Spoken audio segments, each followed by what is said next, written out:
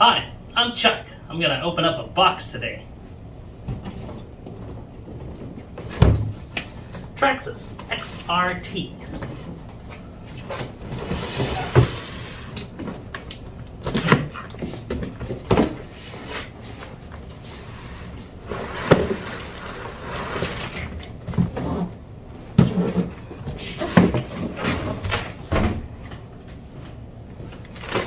Let's see what we got inside the package.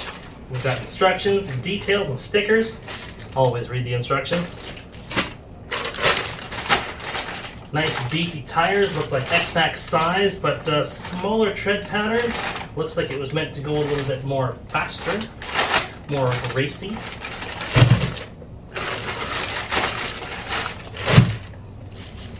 And we got this bad boy here.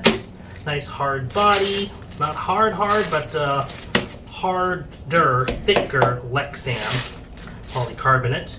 Let's open up the packaging and see the design.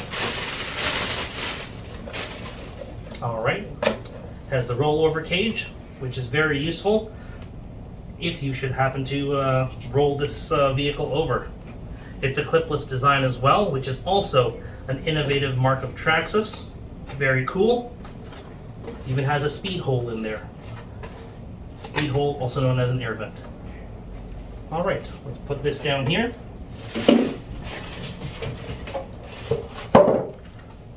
Pair it up to a Traxxas TQ radio. And these are the innards of what we have inside for this XRT, which looks like an X-Max design that's been enhanced to be a bit more extreme, like a racing truck, hence XRT. Aluminum 5-scale shocks, nice beefy wide max arms. Looks like there's an upgraded heat sink system as well on the motor, which I believe is slightly different as well. Paired up to the speed control, which can handle 4 cells on each side.